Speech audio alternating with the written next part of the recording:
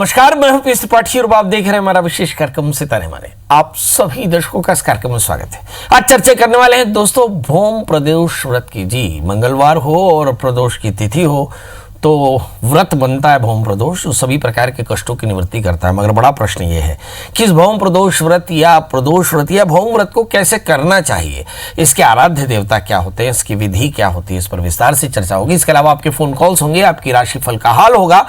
तो आप यदि कोई प्रश्न करना चाहें तो डायल करें 0771 400 877। से आधे घंटे तक लगातार ये फोन लाइन खुली रहेगी और मैं आपके फोन का इंतजार रहेगा। तो चलिए कार्यक्रम की शुरुआत करते हैं और जानते हैं आज का पंचांग। आज शुभ संवत 2077 शकुनी 1942, सूर्य उत्तरायण का वैशाख महीने के शुक्ल पक्षी त्रयोदशी तिथि और दिन मंगलवार। आज त्रयोदशी तिथि रात्रि को 11:22 तक होगी।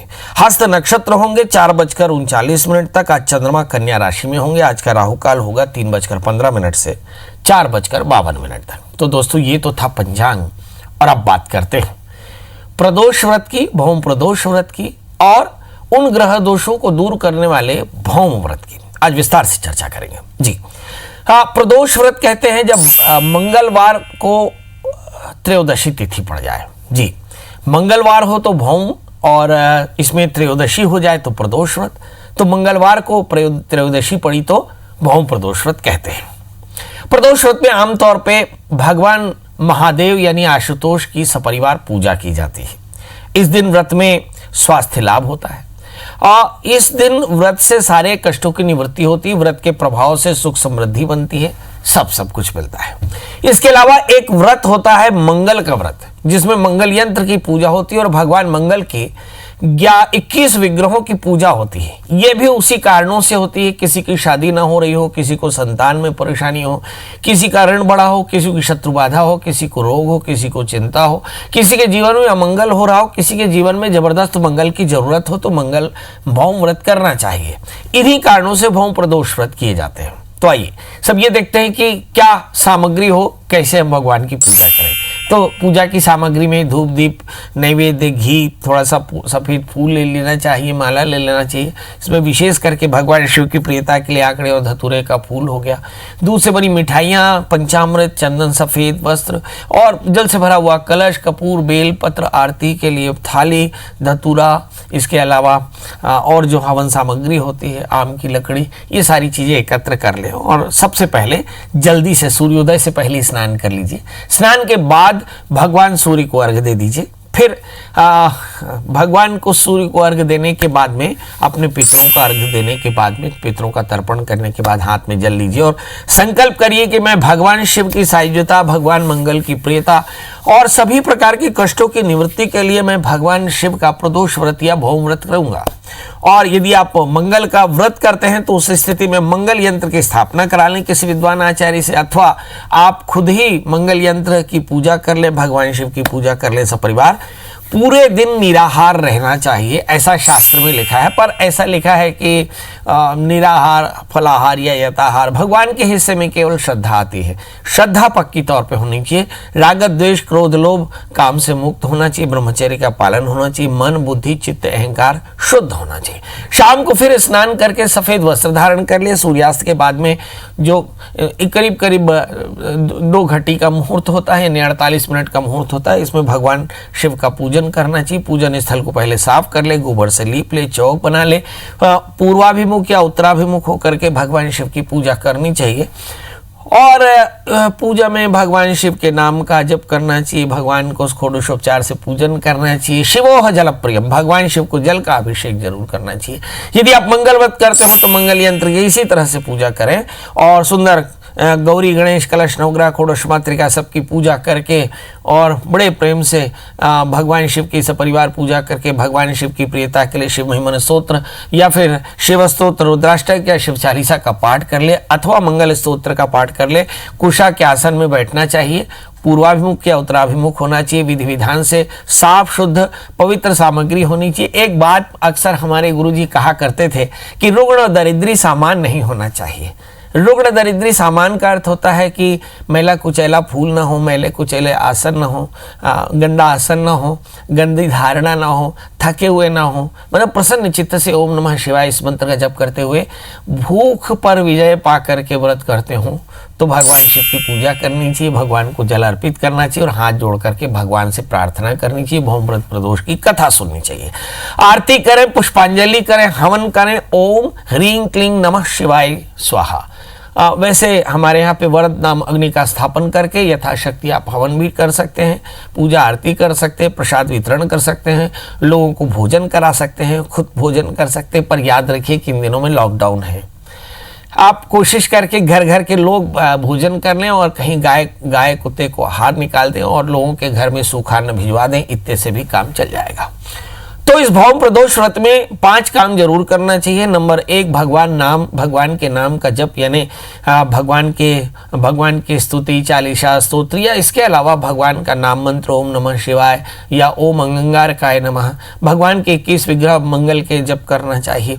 हनुमान जी का दर्शन, हनुमान जी की पूजा करनी चाहिए, चमेली का तेल, यानी अलग अलग तरीके से जो भी आपके आराध्य हो उन सब की पूजा करनी चाहिए, नाम का जप करना चाहिए, थोड़ा सा स्वाध्याय यानी ग्रंथ का पाठ करना चाहिए, थोड़ा सा दान करना चाहिए, थोड़ा सा हवन करना चाहिए और उस दिन सत्संग करना चाहिए, मैंने अच्छे लोगों का साथ करना चाहिए। तो ऐसा करने से आपके जीवन का कष्ट दूर हो जाएगा, जीवन में श्री आएगी और सब प्रकार की समृद्धि मिलेगी, जीवन आपका निर्विघ्न हो जाएगा। चलिए, ये तो आपके जीवन की निर्विघ्नता, ऋण, रोग, व्याधि, शत्रुता से मुक्ति, शादी ब्याह में आने वाली परेशानियों से मुक्ति, लड़के लड़कियों के लिए सभी प्रकार की मनोकामनाओं को पूर्ण करने वाला, बच्चों की पढ़ाई में बेहतर एकाग्रता देने वाला, व्यापार में सब प्रकार की समृद्धि देने वाला, सब प्रकार के ऋण से मुक्ति दिलाने वाला ये महान भौम प्रदोष व्रत है, भौम व्रत हमने कहा। चलिए अब 12 राशियों का सफर शुरू करते हैं और जानते हैं मेष यानी अरीस की। इस राशि वाले जातकों के लिए हम देखते हैं कि इस समय ग्रहों की स्थितियां 3 बातें लिखी। नंबर 1 कि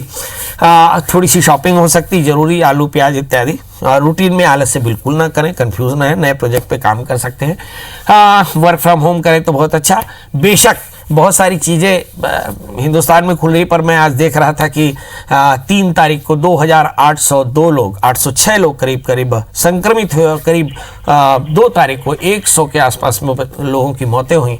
और इन दिनों में जो कोरोना का भारत में जो संक्रमण है वो काफ़ी बढ़ा हुआ है। जहाँ तक मेरी आवाज़ जाती हो, दर्शकों से प्रार्थना है कि अपने घर में बैठे रहें, भगवान शिव का पूजन करें, चंद्रमा के मंत्र का जप करें, चावल और कपूर का दान कर सकते हैं तो आज का दिन बेहतर होगा। बात कर लेते हैं दोस्तों वृषभ राशि की।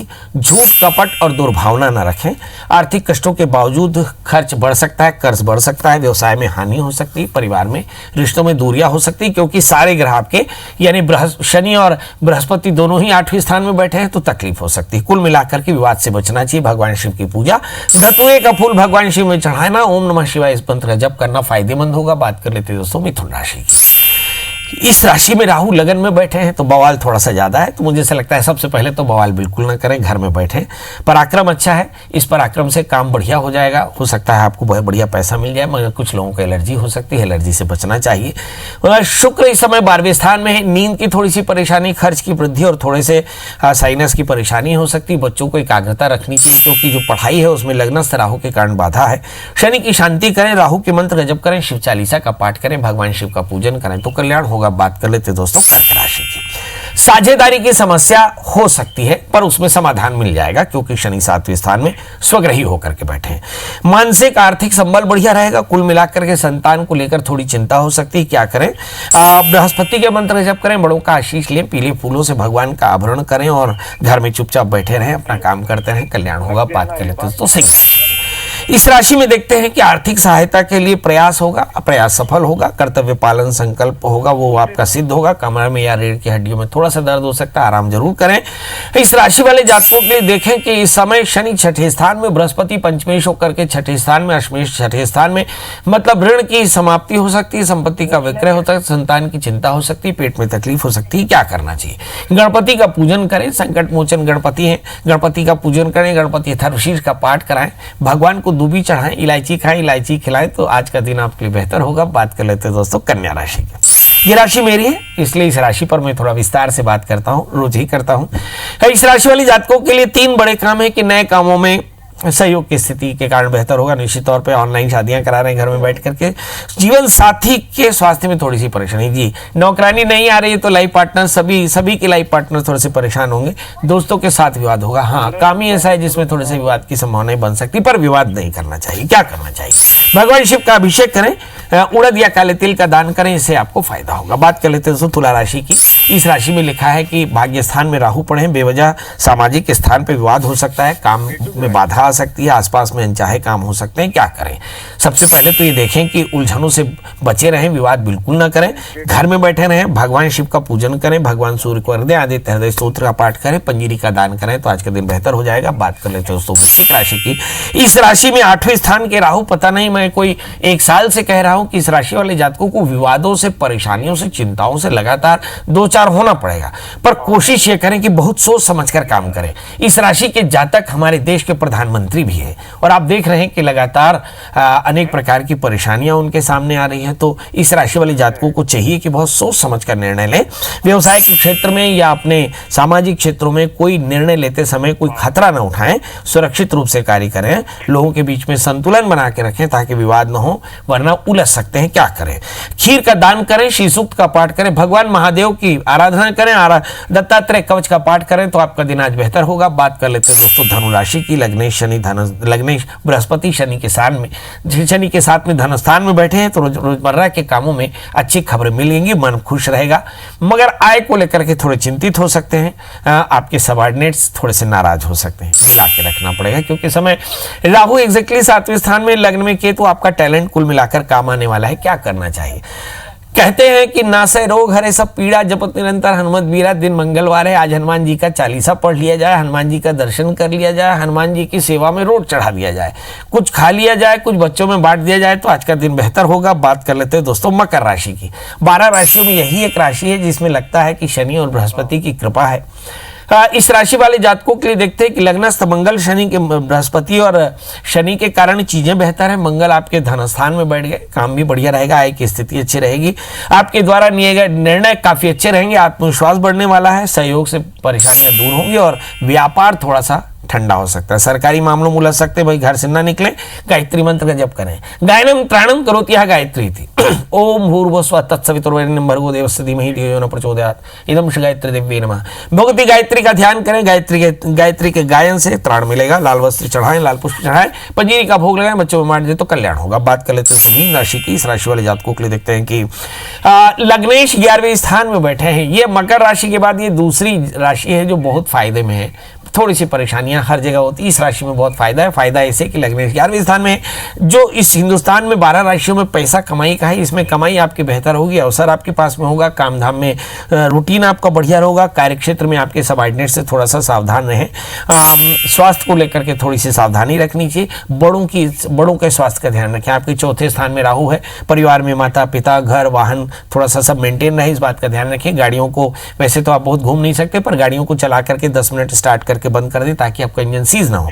बहरहाल ठंडा ना हो जाए बैटरी, इस बात का ध्यान रखें। बहरहाल जीवन साथी का बढ़िया सहयोग मिलेगा, परिवार का बढ़िया सहयोग मिलेगा। क्या करना चाहिए? भगवान शिव का सरसों के तेल से अभिषेक कर लें और वो सरसों का तेल प्रसाद के रूप में रख लें और 1 बूंद एक नाक में, 1 बूंद एक नाक में, 4 बूंद पूरे शरीर में लगा करके मलापकर्ष कर लें और ऐसा पूरी परिवार के साथ करें तो आज का दिन आपके लिए बेहतर होगा। तो दोस्तों ये तो था मेष से लेकर के मीन काल। आज हमने चर्चा की कि भौम प्रदोष व्रत कैसे करें, भगवान मंगल के यंत्र की पूजा स्थापना कैसे करें, अगर मंगल के व्रत का प्रारंभ करना चाहते हैं तो कैसे करें, इस पर चर्चा हुई। हमारे साथ 3 कॉलर जुड़ चुके हैं। लवकुश जी हैं, अनिल जी हैं, दिनेश जी। आप तीनों का बहुत बहुत स्वागत है, लाइन पर बने रहिएगा। सबसे पहले लवकुश जी आप बताएं डेट ऑफ बर्थ, टाइम और प्लेस और साथ में अपना प्रश्न। सर पंडित जी नमस्कार, मैं लवकुश बोल रहा हूँ बीजापुर से। मेरे एक बेटा और बेटी है, उनके भविष्य के बारे में जानना था। किसी एक का पता? बेटे का जी बेटे का डेट ऑफ बर्थ है 24/8/2019, 11:30 में, शनिवार, सुबेरे शाम, ये सुबह में। और जन्म स्थान? जगदलपुर जी। क्या जानना चाहते हैं प्रभु? उनके भविष्य के बारे में जानना था। भविष्य क्या? 14 अगस्त 2019। जी। अरे अभी तो बेटी 1 साल की नहीं हुई है भाई। चलिए आइए देखते हैं, बेटी पढ़ेगी तो दुनिया गढ़ेगी। ये एक अच्छी बात है कि माता पिता बेटियों के लिए खूब चिंता करें, क्योंकि बेटियां ही देश का निर्माण करती हैं। ये देखते हैं इस बिटिया का भाग्य कैसा है। इसका जन्म लग्न तुला है, राशि इसकी वृषभ है। अगर हम देखें तो इस बच्ची का वृषभ लग्न है, वृषभ राशि है और रोहिणी नक्षत्र के दूसरे चरण का जन्म है। अगर हम इसकी राशि का नाम देखें तो लग पाता है कि ओवा विवुव्रक, मेरे हिसाब से वाक्षर से वागदा इसका नाम होना चाहिए। सरस्वती के नाम पे वागदा इसका नाम रखिए, बहुत अच्छा रहेगा। इस बच्चे के 11वें स्थान में मंगल है, जबरदस्त एनर्जी है। तीसरे स्थान में शनि केतु, पेट की तकलीफ हमेशा रहेगी, तो इसे दूध या बहुत तीखी चीज़ें, मसालेदार चीज़ें ना खिलाएं। तीसरे स्थान में केतु है, बहुत डायनेमिक रहेगी। दूसरे स्थान में बृहस्पति, जबरदस्त इंटेलिजेंट रहेगी। और दशमेश अष्टम स्थान में है, पिता से दूर कहीं विदेश में इसका घर बनेगा। और 11वें स्थान में मंगल शुक्र होने के कारण थोड़ी गुस्सैल और बहुत इमोशनल होगी। आइए 17 साल की उम्र में जिस समय इस बच्ची का वर्ष 2036 17वां साल चलेगा, मुझे ऐसा लगता है तभी राहु की महादशा में राहु का अंतर चलेगा। मतलब एग्जैक्टली बच्ची का 10वीं 11वीं 12वीं इस समय थोड़ा सा ध्यान देने की जरूरत होगी। मुझे ऐसा लगता है आने वाले दिनों में ये बच्ची डॉक्टर बनेगी। मेरी तरफ से शुभकामना, खूब मन लगाकर बच्ची को पढ़ाएं। और बच्ची की बेहतरी के लिए माता पिता दत्तात्रेय मंत्र का ओम राम दत्तात्रेयाय नमः इस मंत्र का जप करें तो कल्याण होगा। हमारे साथ अगले कॉलर हैं अनिल जी। अनिल जी, आपका बहुत बहुत स्वागत है। बताइए डेट ऑफ बर्थ, टाइम और प्लेस। गुरुदेव प्रणाम। जी प्रणाम। मैं गुरुदेव मेरे बेटे के बारे में पूछना चाहता हूँ। मेरे बेटे का जन्मदिन है 11 जुलाई 91। समय है दिन में 12:32 और स्थान है जयपुर राजस्थान। मेरा सवाल है गुरुदेव, मेरे बेटा कनाडा में पढ़ा हुआ है, वहीं रह रहा है, इसकी नौकरी कब लगेगी और इसका विवाह कब होगा और PR कब मिलेगी? देखिए, सबसे पहले तो उस प्रश्न का जवाब जानिए जो प्रश्न आपने नहीं किया। इस बच्चे के विवाह में थोड़ी सी परेशानी है, और शायद विवाह में परेशानी है, शायद इसीलिए करियर में परेशानी है। तो माता पिता शनिवार का व्रत करने लगे, काले तिल का दान करें तो फायदा होगा। दूसरा प्रश्न, इसका करियर कब सेटल होगा? वर्ष 2020 से पहले बिल्कुल नहीं। वर्ष 2020 के बाद इसको बढ़िया PR मिलेगा। हो सकता है नवंबर 2020 में मिल जाए, हो सकता है जनवरी 2021 में मिल जाए। मतलब जैसे ही इसका बृहस्पति कुंभ राशि में जाएगा, यानी भाग्य स्थान में जाएगा, तो इसका भाग्य खुलेगा, तो नौकरी लगेगी और मेरा ख्याल है वहीं पर इसकी शादी भी हो जाएगी। एक अच्छी बात यह है कि शादी करते समय इस बच्चे का अर्क विवाह जरूर करा ले। और दूसरी बात यह है कि शादी करने के लिए बच्चे की रजा जान ले। हो सकता है बच्चे का अपना कोई विकल्प हो, उसे सहजता से स्वीकार करें, बेहतर होगा। एक तीसरे कॉलर है हमारे साथ दिनेश जी। दिनेश जी, आपका बहुत बहुत स्वागत है। बताइए क्या जानना चाहते हैं? लगता है दिनेश जी से बात नहीं हो पा रही है। तो आज हम चर्चा कर रहे थे भौम प्रदोष व्रत की। यदि आपको किसी भी प्रकार के कष्ट हो, शारीरिक कष्ट हो, आर्थिक परेशानी हो, कोरोना पेंडेमिक के बीच में, महामारी के बीच में बहुत तरह के प्रश्न आपके अंदर में आ रहे होंगे और आना भी चाहिए, तो इस समय भगवान शिव ही संबल देंगे। भगवान मंगल की कृपा होगी, हनुमान जी की कृपा होगी, भगवान रुद्र की कृपा से आपके कष्टों की निवृत्ति हो सकती है। ऐसा तुलसीदास जी ने लिखा है कि भावी मेट सकहि त्रिपुरारी। यदि आपको लगता हो कि संसार में, घर में, परिवार में, समाज में कुछ ऐसा है जो नहीं होना चाहिए, तो भगवान शिव की सायुज्यता के लिए भगवान शिव का पूजन करना चाहिए। शिव की पूजा में भी चूंकि कोरोना पेंडेमिक है, सब कुछ बंद है, तो आपके पास जो फूल फल हो वो भगवान शिव में अर्पित कर दें। अब भगवान, बड़ा प्रश्न ये है कि शिव मंदिर में जाने की भी वैधता, ये बात अलग है कि हमारे यहाँ मंदिरालय खुल गया, मंदिरालय बंद है, तो ये देवालय बंद है, ये बात अलग है। मगर फिर भी हमारे यहाँ पे सर्वं खलु इदं ब्रह्म, प्रत्येक कण में परमात्मा व्याप्त है। बढ़िया दरवाजे में अपने गार्डन की मिट्टी लेकर के 12 लिंग बनाए, ओम नमः शिवाय इस मंत्र जप करके, और भगवान शिव का सुंदर पूजन कर लें, और फिर शाम को किसी जल में विसर्जित कर लें, और कुछ ना हो तो बाल्टी में विसर्जित करके उसको फिर से बगीचे में डाल दें, तो इससे आपके कष्टों की निवृत्ति हो जाएगी। तो चलिए कल हम फिर मिलेंगे किसी नए विषय के साथ, मगर जाते जाते वही एक बात कि आप अपना ध्यान रखें, अपनों का ध्यान रखें, देश के कानून का ध्यान रखें। याद रखें कि कोरोना पेंडेमिक चल रहा है, आपको खुश रहना है। जी, कल मिलेंगे किसी नए विषय के साथ, तब तक मुझे दीजिए इजाजत। नमस्कार।